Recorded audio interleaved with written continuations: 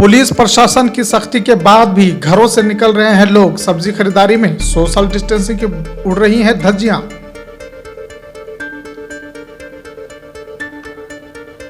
Phase 2 का दूसरा दिन राज्य के सबसे बड़े हॉटस्पॉट रांची के हिंदपीढ़ी में तैनात 150 सुरक्षा कर्मी क्वारंटाइन पर फिर गए। यहां 14 लोग संक्रमित। घर घर कोरोना सर्वे करने पहुंच रहे हैं बीपीएलओ। कुछ मकान मालिक पूछ रहे हैं सीए एनआरसी के लिए आए तो नहीं है। हाईकोर्ट की सख्ती के बाद रांची जिला प्रशासन हुआ अलर्ट। हिंदपीढ़ी से लोगों के बाहर निकलने पर पूरी तरह पाबंदी।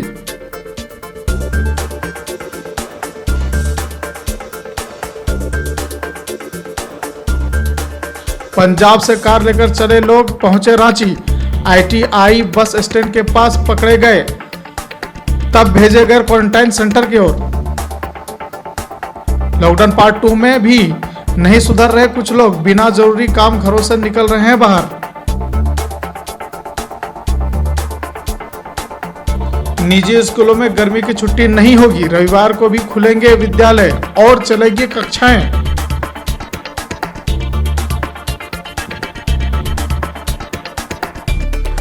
सरकार निजी स्कूलों को दे सकती है फीस माफ करने का आदेश।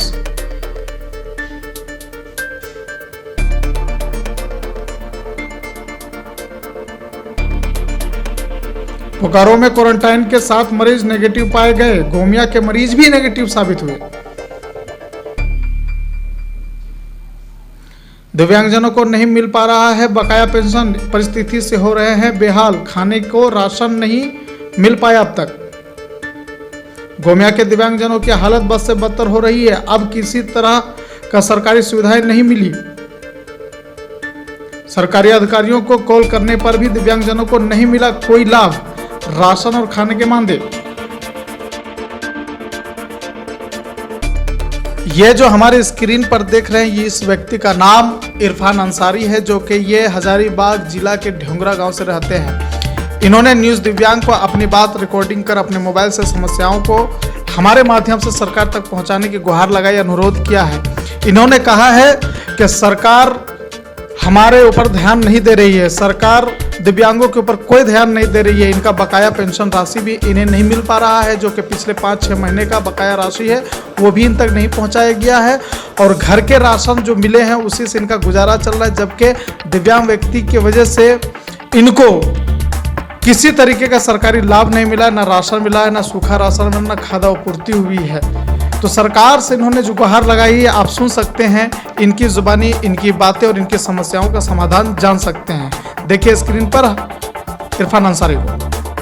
पैसे को आया या नहीं आया उसे मैं यूज नहीं कर पा रहा हूँ। दूसरी बात ये है कि मैं ट्यूशन पढ़ाता था और ट्यूशन पढ़ाने की वजह से मैं अपना कुछ खर्चा निकाल पाता था, जिसकी वजह से मैं अपने घर और अपने आप को मैं मेंटेनेंस कर पाता था।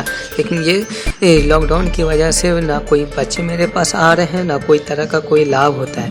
और मुझे इस सरकार द्वारा भी किसी भी प्रकार से कोई लाभ नहीं मिल रहा है।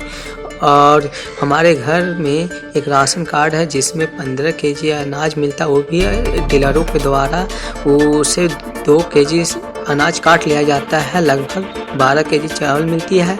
हमारे घर में भाई, माँ, बाप और हम हैं। जो भाई एक कमाने वाला मात्र एक सहारा है, लेकिन वो भी एक लॉकडाउन में घर में ही बैठे हुए हैं, जिसकी वजह से हमारे घर को चलना बहुत मुश्किल हो गया है। मैं सरकार से अनुरोध करना चाहता हूँ कि हम जैसे दिव्यांगों के लिए कुछ करें, जिससे मैं आगे सही रह सकूं और किसी भी प्रकार से आर्थिक मदद हो। जो हमारे जो समस्या घर में उत्पन्न हो रही है वो दूर किया जाए। मैं हेमंत सरकार से यही कहता हूं कि मैं किसी भी प्रकार से हमारे गांव में हम जैसे दिव्यांगों को भी किसी भी प्रकार से पेंशन के अलावा कोई लाभ नहीं मिल रहा है, ये मैं बताना चाहता हूँ।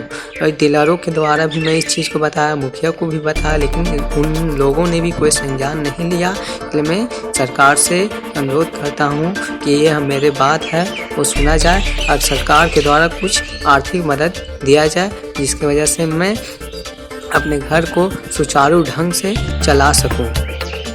धन्यवाद। भी दे सकते हैं। हमें अपनी राय, अपने किसी कार्य, प्रोग्राम अथवा प्रोग्राम की जानकारी स्क्रीन पर दिए गए हमारे फ़ोन नंबर और ईमेल द्वारा तो देखना ना भूलें। न्यूज़ दिव्यांग, मुख्य धारा है, अधिकार हमारा।